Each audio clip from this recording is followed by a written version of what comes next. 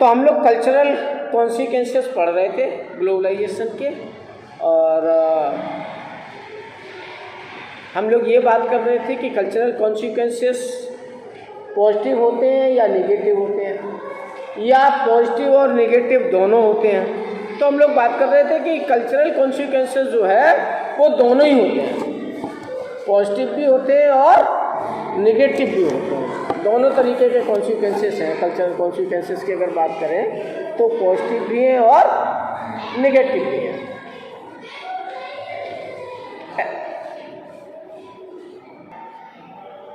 अब कई बार हम लोगों से ये गलती हो जाती है कि हमको लगता है कि ग्लोबलाइजेशन के जो कल्चरल कॉन्सिक्वेंसेस हैं वो सिर्फ नेगेटिव नहीं, सिर्फ नेगेटिव नहीं है, पॉजिटिव भी हैं। नेगेटिव है ये बात सच है, लेकिन नेगेटिव के साथ साथ पॉजिटिव भी हैं, क्योंकि कल्चर कोई स्टैटिक थिंग नहीं है, बदलती रहती है समय के साथ। और सब कल्चर्स में आउटसाइड इन्फ्लुएंस समय समय पर होता रहता है। भाई दूसरे देशों के लोगों से आप मिलेंगे या दूसरे क्षेत्र के लोगों से आप मिलेंगे तो उनकी लैंग्वेज अलग होगी, उनकी कल्चर अलग होगी, उनकी ट्रेडिशन अलग होगी, है ना। इन लोगों से जब भी आप बाहर के लोगों से, अपनी कल्चर के बाहर के लोगों से आप मिलोगे तो कहीं ना कहीं आपकी कल्चर क्या होगी, इफेक्ट होगी। लेकिन ज़रूरी नहीं है कि हर बार वो इफेक्ट निगेटिव ही हो, कई बार पॉजिटिव भी होगा, क्योंकि आप अपनी भाषा तो जानते हैं। अगर आपने जिससे आप मिले उसकी भी भाषा सीख ली तो बढ़ गई ना, आपका नॉलेज एनहेंस हो गया,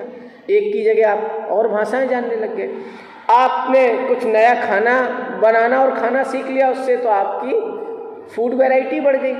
हो सकता है कुछ हेल्दी मिल जाए आपको, तो वो और ज़्यादा पॉजिटिव इफेक्ट डालेगा।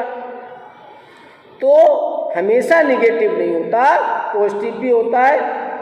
All cultures accept outside influence, सब पर आउटसाइड इन्फ्लुएंस होता है। और एक्सटर्नल इन्फ्लुएंस जो है कई बार नेगेटिव तब होता है जब वो हमारी चॉइस को रिड्यूस करता है। जैसे आज पूरी दुनिया में वर्ल्ड कल्चर बन रही है, तो क्या हो रहा है, सब पैंट शर्ट पहनेंगे, सब कोट पैंट पहनेंगे, सब टाई लगाएंगे, यानी कि बाकी चीज़ें तो हम भूल जाएंगे, है ना। हमारे यहाँ पुराने समय में जो कुर्ता धोती पहनते थे, कुर्ता पजामा पहनते थे, या तमाम और बहुत सारी पोशाकें जो पहनी जाती थी वो ख़त्म हो जाएंगी। लेकिन हम क्या करें, हम अपना ज़रूरत पड़ने पर ट्रेडिशनल कुर्ता धोती भी पहन लें, ज़रूरत पड़ने पर कुर्ता पजामा भी पहन लें। और एक कहावत है ना, जैसा देश वैसा भेष। कहीं सो कॉल्ड मॉडर्न सोसाइटी में जाएं तो कोट पैंट पहन के चले जाएं, टाई लगा के चले जाएं, तो इससे क्या होगा, इससे तो चॉइसेस बढ़ेंगी, रिड्यूस नहीं होंगी, चॉइसेस कम नहीं होंगी, चॉइसेस ज़्यादा हो जाएंगी। इसलिए जो कल्चरल इन्फ्लुएंस है वो चॉइसेस को हमेशा जो है घटाने का काम नहीं करता, कई बार चॉइसेस को बढ़ाने का भी काम करता है। तो ये जो आरोप लगता है कि कल्चर जो है डाउन फॉल आता है कल्चर में, ये ज़रूरी नहीं है, कई बार जो है वो दूसरे ढंग से भी काम करते हैं। Sometime external influences simply enlarge our choices and sometime they modify our culture without overwhelming the traditional.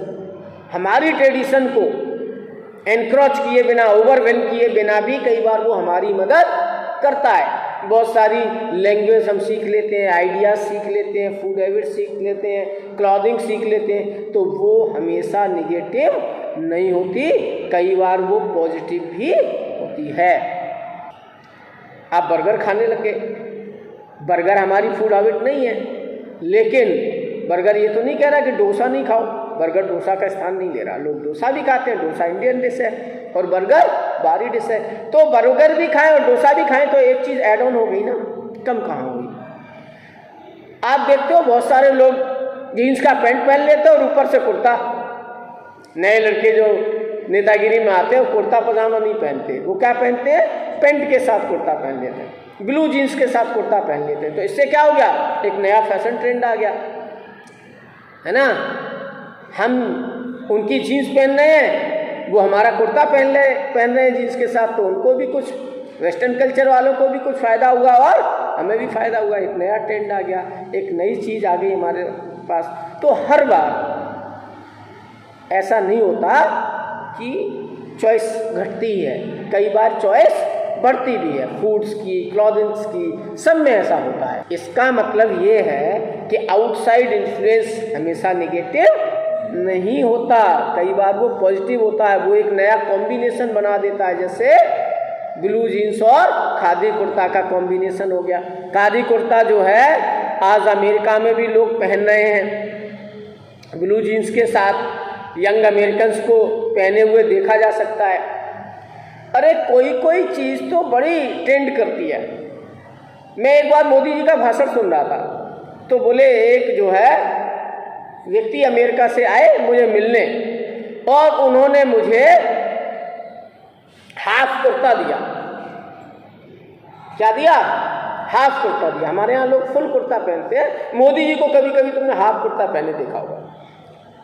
तो हाफ कुर्ता उन्होंने दिया, बोले ये क्यों ले क्या है? बोले ये मोदी कुर्ता है और ये अमेरिका में बहुत चलता है, ये मोदी कुर्ता अमेरिका में बहुत चलता है ना। हाफ कुर्ता बोले आप ही पहनते हैं तो अमेरिका में चलता है, इसलिए मैं आपके लिए लेके आया हूँ। तो उन्होंने उसके पीछे कहानी बताई। बोले यहाँ से फट जाता था कभी कभी कुर्ता, तो हमने उसको हाफ कर लिया, है ना, बाकी सही है। तो बोले वो वहाँ हाफ कुर्ता जो है मोदी कुर्ता करके ट्रेंड करके। तो कई बार कल्चर का इन्फ्लुएंस जो है वो पॉजिटिव होता है। वाइल कल्चरल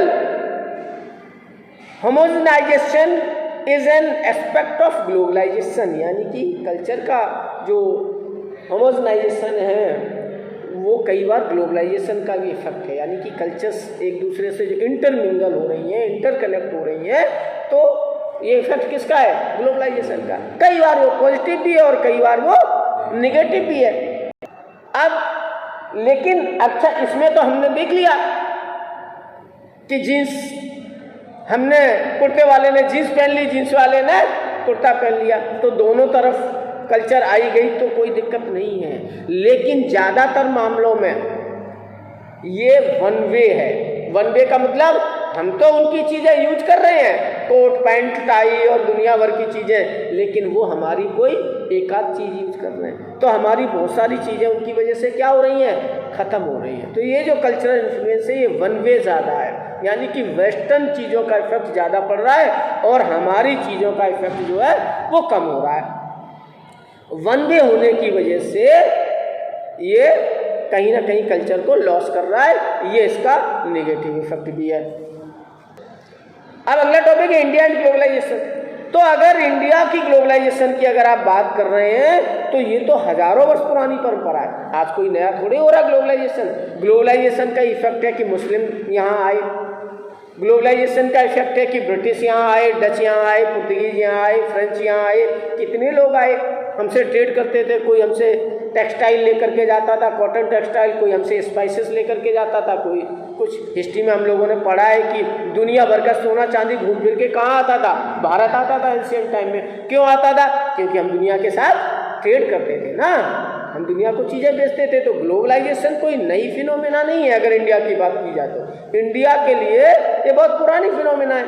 हम तो बहुत दिनों से ग्लोबलाइजेशन का हिस्सा रहे हैं। कैपिटल का, कमोडिटीज़ का, आइडियाज़ का मूवमेंट जो है ना, सेवरल सेंचुरीज बैक है इंडियन हिस्ट्री में, हजारों साल पुराना है। ओमान से कॉपर मंगाते थे हम इंडस वैली सिविलाइजेशन के समय में। आप समझ लो 3-2,5-3 हज़ार वर्ष पुरानी बात हो गई, 3,000 उससे ज़्यादा भी हो सकती है। ओमान से कॉपर आता था, है ना, और वो हमसे बहुत सारी चीज़ें लेकर के जाते थे। हमारे इंडस वैली सिविलाइजेशन के जार ओमान में मिलते हैं। इसका मतलब क्या है कि यहाँ से कुछ चीज़ें उनमें जाती होंगी उन जार में, और उनका जार यहाँ मिलता है, तो यानी कि वहाँ से कॉपर यहाँ आता था। तो कुल मिला करके हमारा ट्रेड जो है आज से नहीं, इंडस वैली सिविलाइजेशन के समय से चला आ रहा है, हजारों सालों से, कई हजार सालों से होता आ रहा है। अब अगर कॉलोनियल पीरियड की बात करो तो बहुत सारे कॉन्सिक्वेंसेस हैं।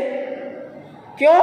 क्योंकि अंग्रेजों की तो इंपीरियल एम्बिशंस थी, वो तो यहाँ अपनी कॉलोनी बनाना चाहते थे, वो सिर्फ ट्रेड करने नहीं आए थे हमारे यहाँ। लेकिन हम क्या थे? हम एक्सपोर्टर थे उनके लिए, प्राइमरी गुड्स के, फिनिश गुड्स के। हम उनको क्या देते थे? रॉ मटेरियल देते थे ना। और आज़ादी के बाद भी हमारा जो एक्सपीरियंस है ब्रिटिशर्स के साथ कि हमने क्या किया, हमने दूसरों पर भरोसा करना शुरू कर दिया। पहले तो अंग्रेज जब आए तो हम उनको रॉ मटेरियल देते थे और वो इंडस्ट्री में वही चीज़ बना करके हमको दे देते थे जो हम हाथ से बनाते थे। तो ये विश्वास करना हमारे लिए क्या हो गया, नुकसानदायक हो गया। धीरे धीरे हमारे यहाँ सारी फैक्ट्री मेड्स गुड्स बिकने लग गई। हमारा जो हैंडमेड कॉटेज इंडस्ट्री का जो सिस्टम था वो धीरे धीरे क्या हो गया, खत्म हो गया। आज़ादी के बाद भी हमने क्या किया, दूसरों से ये चीज़ें खरीदते रहे, इसलिए हमारा एक्सपोर्ट खत्म हो गया, इंपोर्ट बहुत ज़्यादा हो गया। इसकी वजह से हमको जो है हम अपनी टेक्नोलॉजी डेवलप ही नहीं कर पाए, हम अपने लोगों को इस लायक नहीं बना पाए कि एडवांस टेक्नोलॉजी उनके पास हो। इसलिए हेल्थ में, हाउसिंग में, प्राइमरी एजुकेशन में हमने ध्यान नहीं दिया और हमारा इकोनॉमिक ग्रोथ कम हो गया, क्योंकि हम दूसरों से बनी बनाई चीज़ें खरीद रहे थे, है ना, और हम कुछ बना करके दूसरों को नहीं बेच पा रहे थे क्योंकि हमने उसके लिए प्रयास ही नहीं किया। तो कहीं ना कहीं इसकी वजह से हमारा लॉस हुआ है इंडिया का ग्लोबलाइजेशन की वजह। लेकिन 1991 के बाद से हम इसमें चेंज ले आए। मनमोहन सिंह के नेतृत्व में जब वो फाइनेंस मिनिस्टर थे, नरसिम्हा राव जी जब प्रधानमंत्री थे, 1991 में जो कांग्रेस की सरकार आई थी, उसमें हम न्यू NEP लेकर के आए, न्यू इकोनॉमिक पॉलिसी। तो उसमें हमने क्या किया कि हमको भी हायर इकोनॉमिक ग्रोथ करना है, इसलिए हमने क्या किया, इनवाइट किया अपने यहाँ FDI फॉरेन डायरेक्ट इन्वेस्टमेंट के लिए लोगों को बुलाने के लिए प्रयास शुरू कर दिए। डीरेगुलेट कर दिया हमने सिस्टम को, ट्रेड को, फॉरेन इन्वेस्टमेंट को, है ना, और इससे हुआ क्या कि हमें कुछ फ़ायदा हुआ। आज हमारे यहाँ इन्वेस्टमेंट आ रहा है। अब धीरे धीरे हम भी दुनिया को चीज़ें बेच रहे हैं, हमारा भी एक्सपोर्ट धीरे धीरे बढ़ रहा है, इसका बेनिफिट भी हो रहा है, ठीक है। लेकिन ग्लोबलाइजेशन का शेयर सबको अच्छे से नहीं मिल रहा। बस समस्या ये है, हमको जितना शेयर मिलना चाहिए ग्लोबलाइजेशन का उतना नहीं मिल पा रहा है, ये दिक्कत आ रही है। अगला टॉपिक है रेसिस्टेंस टू ग्लोबलाइजेशन। सब कुछ जो है कुल मिलाकर के रेसिस्टेंस जो ग्लोबलाइजेशन का हो रहा है वो इसीलिए हो रहा है कि कल्चर खत्म हो रही है। चीज़ें सब पब्लिक सेक्टर के हाथ से निकल करके प्राइवेट सेक्टर के हाथ में जा रही हैं। हेल्थ जा रहा है, एजुकेशन जा रहा है, जॉब्स जा रहे हैं। अब फैक्ट्री वाले परमानेंट जॉब्स नहीं देते, ठेकेदारी पर जॉब्स देते हैं, अपनी मर्जी से लोगों को रखते हैं, है ना। तो इकोनॉमी बहुत इफेक्ट हो रही है। वो चाहते हैं कि सेल्फ रिलायंस हो, प्रोटेक्शन मिले। लेकिन होता क्या है, जब हम किसी को अपने यहाँ इंडस्ट्री लगाने के लिए कहते हैं, इन्वेस्ट करने के लिए कहते हैं, तो हमारा पर्पज़ वही होता है कि भैया आप आके लगाओ, लोगों को जॉब दो। लेकिन वो जॉब परमानेंट नहीं होती। फैक्ट्री वाले को लगता है ज़्यादा नीड है तो बाहर से लेबर रख लेता, ठेके पर जरूरत पर, और जब काम कम हो जाता तो बाहर कर देता। पहले ऐसा नहीं था। तो बोले ये लॉस हुआ है ग्लोबलाइजेशन की वजह से। Culturally they are worried that traditional culture will be harm and people will loss their age old values and ways. दूसरी चीज़ की वर्ल्ड कल्चर बन रही है, लोग जो है अपनी वैल्यूज खो रहे हैं, नॉर्म्स भूल रहे हैं। पुराने में जैसे सभ्यता से रहते थे लोग, आज वैसे नहीं रह रहे हैं। तो it is important to note here that anti-globalization movements to participate in global networks। और आज जो एंटी ग्लोबल मूवमेंट चल रहे हैं वो भी ग्लोबलाइजेशन की वजह से ही सफल हो रहे हैं। पूरी दुनिया में वो भी IT का यूज़ कर रहे हैं, इंफॉर्मेशन टेक्नोलॉजी का अपनी बात पहुंचाने के लिए यूज़ कर रहे हैं कि नहीं कर रहे हैं। तो उसमें भी ग्लोबलाइजेशन का ही रोल है। एंटी ग्लोबल मूवमेंट अगर दुनिया में फैल रहा है तो उसमें भी रोल किसका है, ग्लोबलाइजेशन का। मैसेज कर दिया, लोग आ गए, है ना, न्यूज़ फैली कि हड़ताल हो रही, स्ट्राइक हो रही, तो लोग इकट्ठे हो गए। मार्च निकालना है हमें विदेशी वस्तुओं के खिलाफ, उसका भी मैसेज किस पे जा रहा है, फेसबुक व्हाट्सएप पर जा रहा है। तो कुल मिलाकर के एंटी ग्लोबलाइजेशन मूवमेंट भी ग्लोबलाइजेशन की वजह से चल रहा है पूरी दुनिया में। Not opposed to the idea of globalization per se as much they are opposed to a specific program of globalization। इसलिए टोटल आइडिया ऑफ ग्लोबलाइजेशन का दुनिया में विरोध नहीं हो रहा, कुछ स्पेसिफिक प्रोग्राम्स का विरोध हो रहा है। जैसे कल्चर हमारी ख़त्म हो रही है तो हमारी कल्चर को बचाने के लिए हम ग्लोबलाइजेशन का विरोध कर रहे हैं। हमारा ट्रेड कॉमर्स कमज़ोर हो रहा है, रिच कंट्रीज का बढ़ रहा है, इसलिए हम ग्लोबलाइजेशन का कहीं कहीं विरोध कर रहे हैं। तो ग्लोबलाइजेशन की हर चीज़ खराब नहीं है। In 1999 at World Trade Organization WTO ministerial meeting there were widespread protest at Seattle urging unfair trading practices। तो जो unfair trading practices हो रही हैं उसका बहुत विरोध हो रहा है ना। जो कमर्शियली पावरफुल लोग हैं वो अनफेयर ट्रेड कर रहे हैं, इसका लोग विरोध कर रहे हैं। तो इसलिए भी कई बार होता क्या, छोटे दुकानदार को फ़ायदा नहीं हो रहा, मॉल वाला क्या करता है 5,000 की शॉपिंग में 5 किलो शक्कर फ्री दे देता है। अब बेचारा बगल का दुकानदार जिससे आप खरीदते थे उससे आप नहीं खरीद रहे हैं, तो वो दुनिया से कहीं से भी चीज़ ले आएंगे, सस्ती चीज़ें ले आएंगे। ये रिटेल स्टोर्स जो खुल रहे हैं, चेन खुल रही है रिलायंस की और इन तमाम कंपनियों की, उससे क्या हो रहा है, उससे जो छोटा मोटा दुकानदार है उसका धंधा खत्म हो रहा है। ऑनलाइन शॉपिंग कर रहे हैं हम लोग, तो इसका ये भी लॉस हो रहा है। सफिशिएंट इम्पोर्टेंस जो है इसमें नहीं मिल रहा ग्लोबल इकोनॉमिक सिस्टम को, गरीब का नुकसान हो रहा है और विश्व का फायदा हो रहा है।